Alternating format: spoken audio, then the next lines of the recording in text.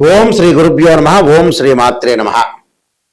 August 1వ తారీఖు నుంచి అక్టోబర్ 3వ తారీఖు వరకు కూడా రమారమి 64 రోజుల పాటు రాహు ధనిష్ఠా నక్షత్రంలో కుంభరాశిలో సంచారం చేయటం వల్ల ఎలాంటి ఫలితాలు జరగబోతున్నాయి? ఆగస్టు 1వ తారీఖున రాత్రి 12:44 నుండి రాహు ధనిష్ఠా నక్షత్రంలో కుజ నక్షత్రంలో కుంభరాశిలో సంచారం చేయటం వల్ల ఈ 64 రోజుల పాటు మేషాది ద్వాదశ రాశుల వాళ్ళకి ఎలాంటి ఫలితాలు జరగబోతున్నాయి? విదేశీయానము, వృత్తి, ఉద్యోగము, అలానే వ్యాపారము, అలానే విద్య, కోర్టు సమస్యలు, అలానే వాహనాలు కొనుగోలు చేయటం, రకరకాల వ్యాపారాలు, ఇళ్ళు కన్స్ట్రక్షన్స్, అలానే రుణాలు, లోన్లు, అప్పులు, ఇలాంటివన్నీ కూడా అంటే ఆరోగ్యపరంగా ఉండే ఇబ్బందులు, ఆరోగ్యం ఎలా ఉండబోతుంది, విదేశాలకు వెళ్ళబోతున్నారా, జాబ్ పరంగా ఎలా ఉండబోతుంది, ఇవన్నీ కూడా మేషాది ద్వాదశ రాశుల వాళ్ళకి ఏ విధంగా ఉండబోతున్నాయి, రాహు యొక్క బలం వల్ల ఎలాంటి ఫలితాలు జరగబోతున్నాయి, ఇవన్నీ కూడా గోచార రీత్యా చెప్పబడే ఫలితాలు అంటారు. This is the transit system అంటారు. అంటే ఈ 64 రోజుల పాటు రాహు యొక్క ప్రభావం ఏంటి, రాహు వల్ల మంచి జరుగుతుందా, చెడు జరుగుతుందా, ఎలాంటి ఫలితాలు వస్తాయి, మిశ్రమైన ఫలితాలు వచ్చే అవకాశం ఉందే, విదేశాలకు వెళ్ళగలుగుతున్నారా, కంపెనీ త్రూ వెళ్ళగలుగుతున్నారా, లేకపోతే మామూలుగా ఎడ్యుకేషన్ పరంగా వెళ్ళగలుగుతున్నారా, ఏ విధంగా ఉండబోతుంది? ఎందుకంటే శనివత్ రాహు అంటారు. అంటే శని ఇచ్చే ఫలితం ఏదైతే ఉంటుందో అదే ఫలితాన్ని రాహు ఇస్తున్నాడని అర్థం. సహజంగా గోచార రీత్యా ఏమిటి అని అంటే దీని యొక్క రిజల్ట్స్ ఏంటంటే, ఎవరైతే రాశి వాళ్ళు ఉంటారో ఆ రాశి దగ్గర నుంచి 3, 6, 11 స్థానాల్లో స్వఫలితాన్ని ఇస్తాడని, అలానే మిగతా స్థానాల్లో మిశ్రమైన ఫలితాలు, మిగతా స్థానాల్లో చెడు ఫలితాలను ఇచ్చే అవకాశం ఉంటుంది. మనం ఎలాంటి జాగ్రత్తలు తీసుకోవాలి, ఎలాంటి ప్లానింగ్ ఉండాలి, ఎలాంటి నిర్ణయాలు తీసుకోవాలి, ఎలాంటి పరిహారాలు చేసుకోవాలనేది మనం తెలుసుకుందాం. మేషాది ద్వాదశ రాశుల వాళ్ళకి ఎలాంటి ఫలితాలు జరగబోతున్నాయో ఒకసారి తెలుసుకుందాం. మిథున రాశి వారికి రాహు ధనిష్ఠా నక్షత్రమైన కుజ నక్షత్రంలో ఉండటం వల్ల ఎలాంటి ఫలితాలు జరగబోతున్నాయి? వాళ్ళకి ప్రధానంగా వచ్చేటప్పటికల్లా జంతువుల ద్వారా భయము, వాహనాల ద్వారా కొన్ని ఇబ్బందులు కలగటం, ఒకటి వాహన ప్రమాదాలు జరగకుండా చూసుకోవటం చాలా ముఖ్యమైనది. అంటే ధనధాన్యాలలో సంబంధించిన విషయాల్లో కొంత అప్రమత్తంగా ఉండాలి. అంటే ఇక్కడ వీళ్ళకి ఫైనాన్షియల్ పరంగా ఉండే ఆదాయం బాగా పెరుగుతుంది, ఆర్థిక పరంగా లావాదేవీలు బాగుంటాయి, కానీ కుటుంబంలో తండ్రికి కొన్ని ఇబ్బందులు, ఆరోగ్యపరంగా ఇబ్బందులు కలగటం ఒకటి, అలానే తీర్థయాత్రలకి చేయటము ఒకటి, తీర్థయాత్రలు చేస్తుంటారు. అలానే వ్యాపార వ్యవహార చిక్కులు, ప్రతిబంధకాలు ఉండే అవకాశాలు, కొంత జాగ్రత్తగా ఉండాలి. అంటే వృత్తి వ్యాపార విషయంలో ధనధాన్య వృద్ధిలో వస్తుంది కదా అని డబ్బులు ఖర్చు పెట్టకూడదు, ఫైనాన్షియల్ పరంగా వచ్చింది కదా అని ఖర్చు పెట్టడం మంచిది కాదు. అలానే తండ్రి యొక్క ఆరోగ్యాన్ని కూడా చాలా జాగ్రత్తగా అనుసరించి ముందుకెళ్ళాలి. రియల్ ఎస్టేట్ రంగం వాళ్ళతోటి కొన్ని గొడవలు కావటం, ఇళ్ళు కొనుగోలు చేయటం గొడవలు కావటం, రైతులకు మధ్యలో కొన్ని సమస్యలు రావటం, కెమికల్ కంపెనీ వాళ్ళకు కూడా కొంత ఆర్థిక పరంగా ఆదాయం వచ్చినా ఏదో రకంగా ఖర్చు కావటం, అలానే న్యాయవాదులకు కొంత మనశ్శాంతి లేకపోవటం, పోలీస్ డిపార్ట్మెంట్ వాళ్ళకు కూడా ఆరోగ్యపరంగా కొన్ని ఇబ్బందులు కలిగే సూచనలు ఉంటాయి. కాబట్టి జాగ్రత్తగా మన ఆరోగ్యాన్ని చాలా జాగ్రత్తగా చూసుకోవాలి. ముఖ్యంగా అందులో పోలీస్ డిపార్ట్మెంట్ వాళ్ళకి వచ్చేటప్పటికల్లా పాపం బయట ట్రాఫిక్లో ఉంటారు, వాళ్ళు పొల్యూషన్ అనేది ఎక్కువ ఉంటుంది, దాన్ని కూడా కొంచెం జాగ్రత్తగా ఆలోచించి ఆరోగ్యాన్ని మనం సరి చేసుకోవడం మంచిది. ఎంత గవర్నమెంట్ మనకి డబ్బులు ఇస్తున్నా కూడా పోలీస్ డిపార్ట్మెంట్ వాళ్ళకి బయట పొల్యూషన్ ఎక్కువ అవుతుంది. వాళ్ళు ఇచ్చే డబ్బులేమో కానీ వీళ్ళ ఆరోగ్యాలు కూడా చాలా ఇంపార్టెంట్ కదా. అందులో మీ ఆరోగ్యాన్ని కూడా మీరు చాలా జాగ్రత్తగా ఉండాలి. ఎందుకంటే మీరు ఒక్కళ్ళే కాదు, వెనక పెళ్ళాము, బిడ్డలు, వీళ్ళందరూ కుటుంబం అంతా తమ్ముళ్ళు అన్నలు ఉంటారు. కాబట్టి కొద్దిగా జాగ్రత్తగా ఉండాలి. రాహు వల్ల ఏంటంటే కొద్దిగా ఆరోగ్యాన్ని, లంగ్స్ సంబంధించిన విషయాల్లో, కొంత శ్వాసకోశ సంబంధించిన విషయాలు కొంత జాగ్రత్తగా ఉండటం మంచిది అందరూ కూడా. అయితే దీని పరిహారం ఏంటంటే, చిన్నమస్తాదేవి ధూమవతి యొక్క స్తోత్రాన్ని 2 పారాయణం చేయండి. పారాయణం చేయటం ఒకటి, శనివారం కానీ ఆదివారం రోజున కానీ మినుములు దానం చేయండి. చేయటం వల్ల కూడా ఇలా మంచి జరిగే అవకాశాలు ఖచ్చితంగా ఉంటుంది. ఈ రాహుకేతుల యొక్క ప్రభావము పరస్పర దృష్టి వల్ల కూడా మనం చిన్నమస్తాదేవి ధూమవతి యొక్క స్తోత్రాలు పారాయణం చేయటం కూడా చాలా ఇంపార్టెంట్ ఇక్కడ. అలానే రాహుకి అధిదేవత, ప్రతిదేవత, అధిష్టాన దేవతలు, అంతరిక్ష దేవతలు ఉంటారు. ఇక్కడ ఈ అంతరిక్ష దేవతల్లో ఏదైతే మనకి రాహుకేతుల వల్ల కొంతమందికి జాతకంలో సర్పదోషాలు ఉండటం, రాహుకేతుల మధ్యలో మిగతా గ్రహాలన్నీ కూడా బంధించబడి ఉంటే దాన్ని కాలసర్పదోషం అంటారు. అంటే 12 రకాల కాలసర్పదోషాలు ఉంటాయి. అలానే పంచమంలో రాహు ఉన్నా, పంచమంలో కేతు ఉన్నా కూడా మనకి సర్పదోషం ఏర్పడుతుంది. కానీ సర్పదోషం వేరు, కాలసర్పదోషం వేరు.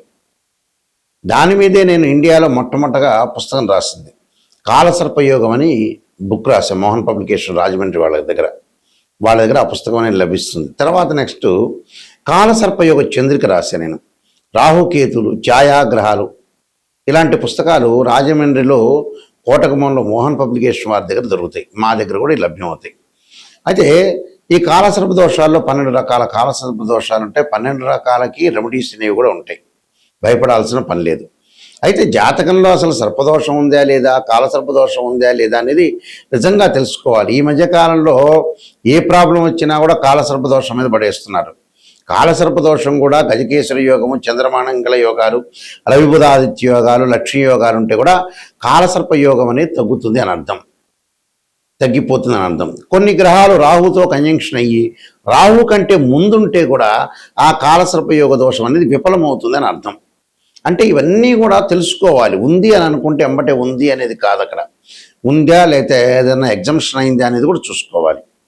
ఇక్కడ రాహు వచ్చేటప్పటికల్లా సర్పదేవతను సుబ్రహ్మణ్య స్వామిని ఆరాధన చేయాలి.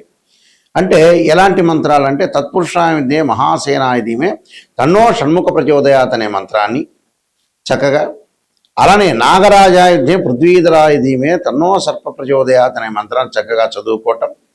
అలానే శనివారం కానీ ఆదివారం కానీ 2 జంట సర్పాలను దానం చేయటం. అలానే ఓం నమో అస్తు సర్పేభ్య ఏకే చ పృథ్వీమనో ఏ అంతరిక్షే ద్వితీయేభ్య సర్పేభ్యో నమః అనే మంత్రాన్ని కూడా, అంటే అంతరిక్షంలో ఉండే సర్పాలకి, భూమి మీద ఉండే సర్పాలకి నమస్కారం చేస్తున్నాను దాని అర్థం. అలాగా ఈ వేదోక్త మంత్రం కూడా చక్కగా వచ్చిన వాళ్ళు చదువుకోవచ్చు, తప్పులేదు. అలా లేకపోతే సర్పగాయత్రి మంత్రాలు.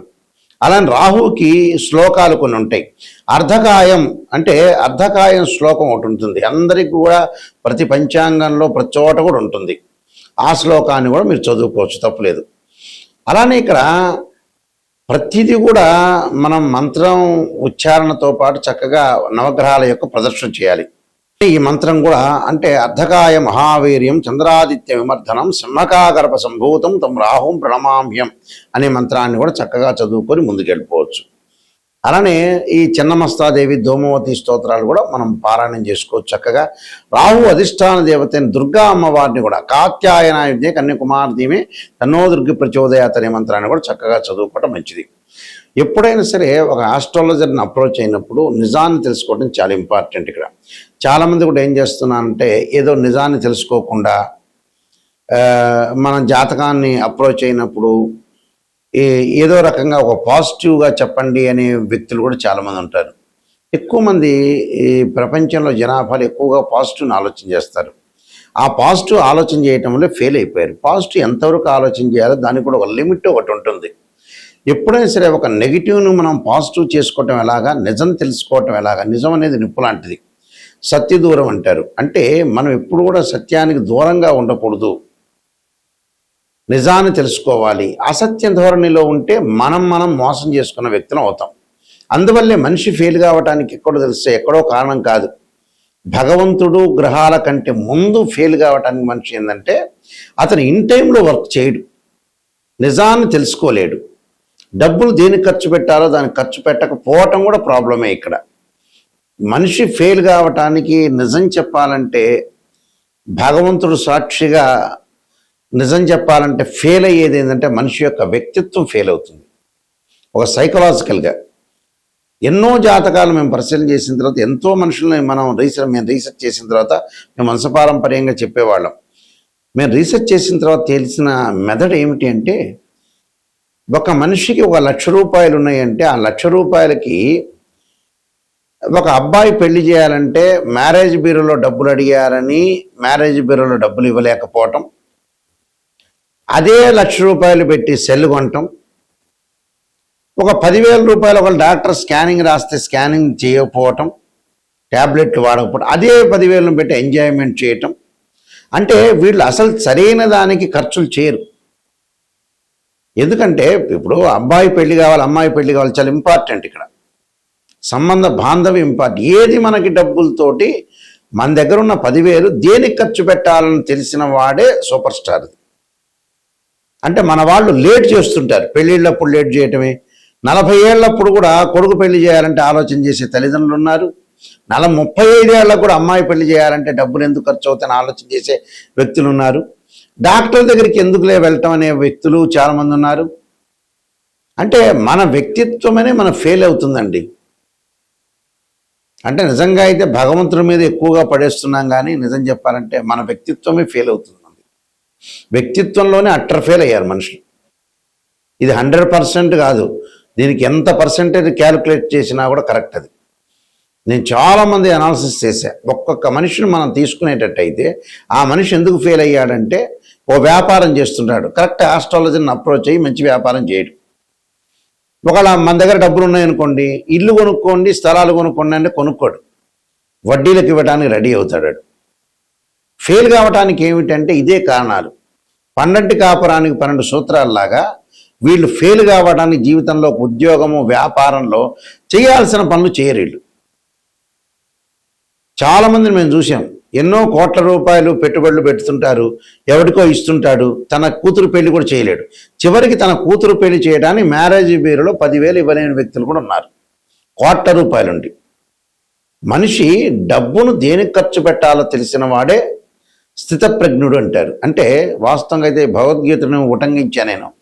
నిజాన్ని తెలుసుకోవటం చాలా ఇంపార్టెంట్. ఇక్కడ నిజం తెలుసుకోలేకపోతే అబద్ధపు ముసుగులో ఉంటే జీవితం ఎప్పుడైనా ఒకటే. ఎన్నిసార్లు తిరుపతికి వెళ్ళినా, ఎన్నిసార్లు శ్రీశైలానికి వెళ్ళినా, ఎన్నిసార్లు భగవంతుడు కొలిచినా వాడి జీవితం అంతే ఉంటుంది. నిజాన్ని తెలుసుకొని ముందుకు వెళ్ళండి. నిజం అనేది చాలా నిప్పు లాంటిది. అయితే ఈ విషయాలన్నీ కూడా ఒక ఆస్ట్రాలజర్ని అప్రోచ్ అయినప్పుడు నిజాన్ని తెలుసుకోండి. గురువుగారు నిజం చెప్పండి, నేను ఎలాంటి దారి మార్చుకోవాలి, ఎలాంటి రోడ్ మ్యాప్ నాకు కావాలి, నేనేమైనా మిస్టేక్ చేస్తున్నానా, క్లారిటీ ఇవ్వండి అనే పాయింట్ చూసుకోండి. కొంతమంది 40 ఏళ్ళు వచ్చినా కూడా మా దగ్గరికి వచ్చినప్పుడు వాళ్ళు స్పందించట్ల. 42 ఏళ్ళు వచ్చి ఆతృత పడాలి. తల్లికి 70 ఏళ్ళు వచ్చి కొడుకును పెళ్లి చేయాలన్నప్పుడు ఒక ఎగ్జాంపుల్ మొన్ననే వచ్చింది. ఆమె అసలు ఆతృతే లేదు. ఆమె ఇంకా బతుకుంటుంది అని అనుకుంటుంది 100 ఏళ్ళు 200 ఏళ్ళు. అబ్బాయికి పెళ్లి చేయాలి, నా వయసు తీరిపోతుందనే మూమెంట్ అసలు వాళ్ళకి అసలు ఏంటని తెలియవట్లేదు అసలు. ఎందుకునో మరి ఆశ్చర్యకరమైన విషయాలు ఇవన్నీ కూడా. నిజం చెప్పాలంటే మనం తొందరగా చనిపోతున్నాము, తొందరగా పిల్లగాడి పెళ్ళిళ్ళు, అమ్మాయి పెళ్లి చేయాలి, వాళ్ళ ఉద్యోగ పరంగా కానీ ఎడ్యుకేషన్ పరంగా సెటిల్మెంట్ చేయాలని చాలామంది కూడా ఆతృత లేదు. ఇంకా ఎక్కువ ఏదో సినిమాలో బ్రహ్మానందం 500 సంవత్సరాలు బతికినట్టుగా అని భావిస్తున్నారేమో అర్థం కావట్లేదు నాకు కూడా. ఎందుకంటే 60 ఏళ్ళు రాగానే వెంబటే బ్యాగు సర్దుకొని రెడీగా ఉండాల్సిందే మనిషి. ఇలాంటి విషయాలను తొందరగా మీరు అలర్ట్ కావండి. అలర్ట్ అయ్యి తొందరగా చేయాల్సిన పనులన్నీ కూడా చకచకా చేసుకొని ముందుకు వెళ్ళటం చాలా ఇంపార్టెంట్.